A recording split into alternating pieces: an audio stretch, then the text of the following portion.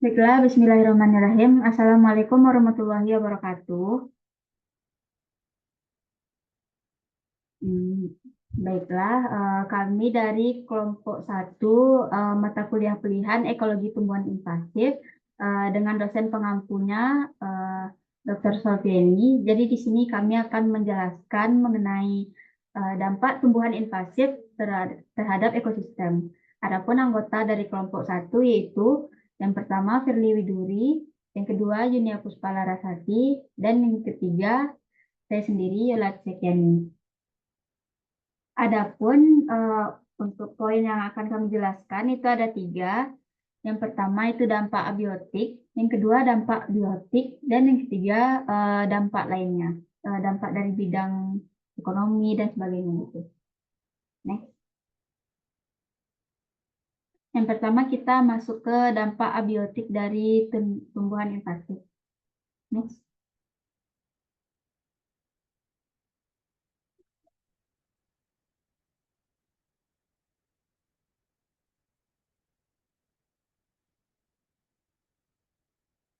Nah, jadi dampak yang pertama itu yaitu perubahan siklus nitrogen.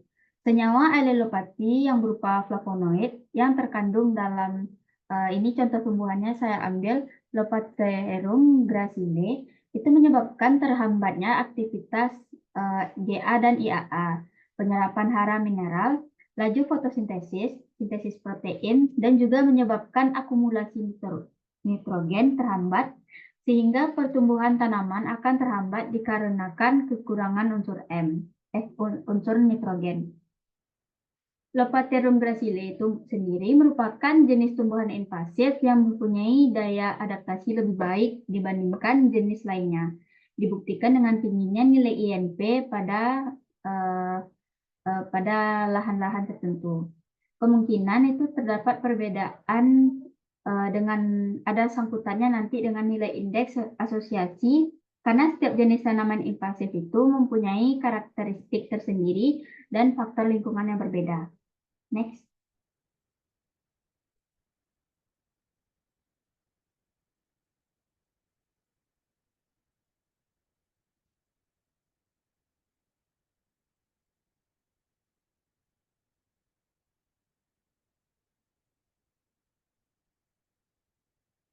Baik, lanjut ke dampak yang kedua yaitu perubahan struktur tanah. Tanaman bambu apus atau nama latinnya Gigantocloa apus di lahan desa wisata Nanggring itu dianggap sebagai tanaman invasif bagi tanaman lainnya. Tanaman bambu yang menjadi invasif itu biasanya memiliki sifat agresif dalam pengambilan unsur hara dari tanah. Tanaman ini cenderung memiliki sistem perakaran yang kuat dan luas, mengambil lebih banyak nutrisi daripada tanaman-tanaman bawah di sekitarnya.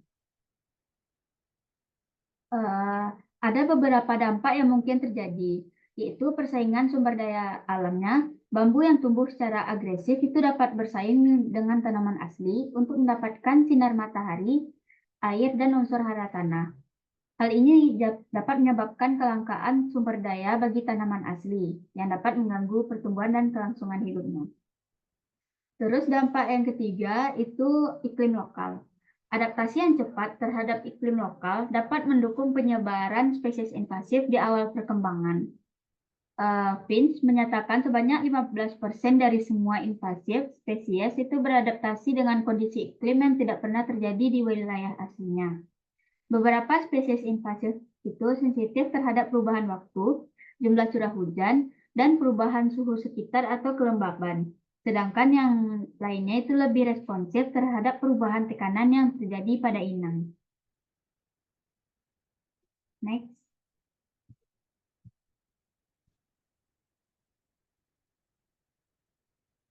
Oke, untuk selanjutnya itu kita masuk ke topik dampak biotik yang akan dijelaskan oleh Yunia. Kepada Yunia, disilahkan. Baiklah, selanjutnya kita membahas mengenai dampak biotik dari tumbuhan invasif.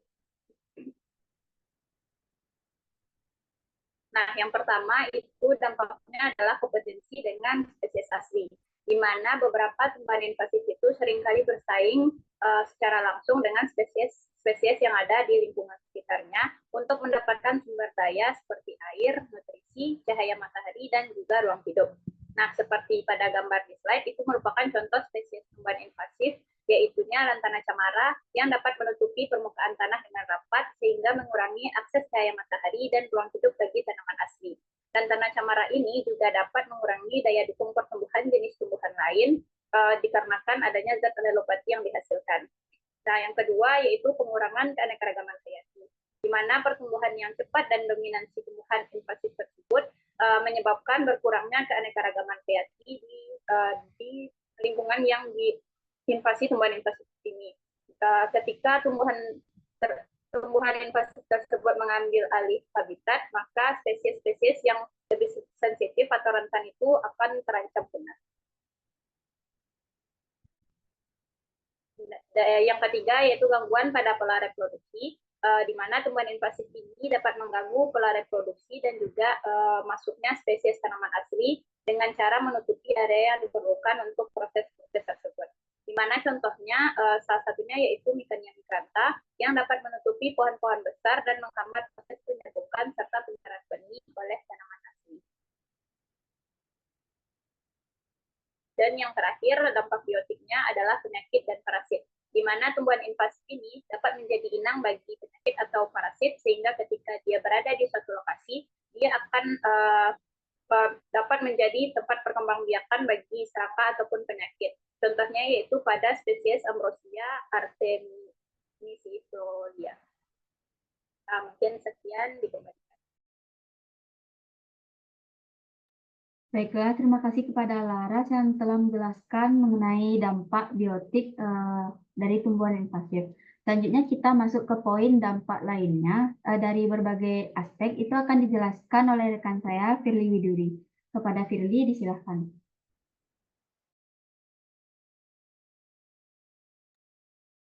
Nah, baik, terima kasih kepada moderator. Nah, untuk selanjutnya itu, bagaimana dampak tumbuhan invasif dalam sektor ekonomi.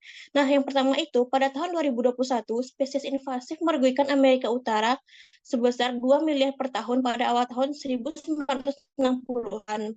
Nah, dan juga sebesar 26 miliar dolar per tahun sejak tahun 2010. Secara global, kerugian ekonomi akibat spesies invasif diperkirakan mencapai 1.288 dolar triliun selama 50 tahun terakhir.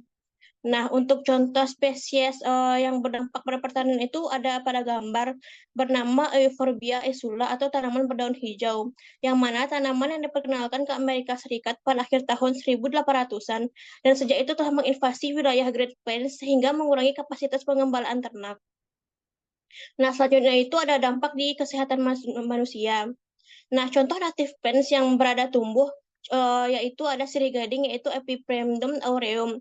Nah, sirih gading itu dapat menyerap polutan udara. Namun, akibat dari tumbuhan invasif, hilangnya keanekaragaman native plants itu sehingga menyebabkan patogen di udara itu tidak dapat terserap.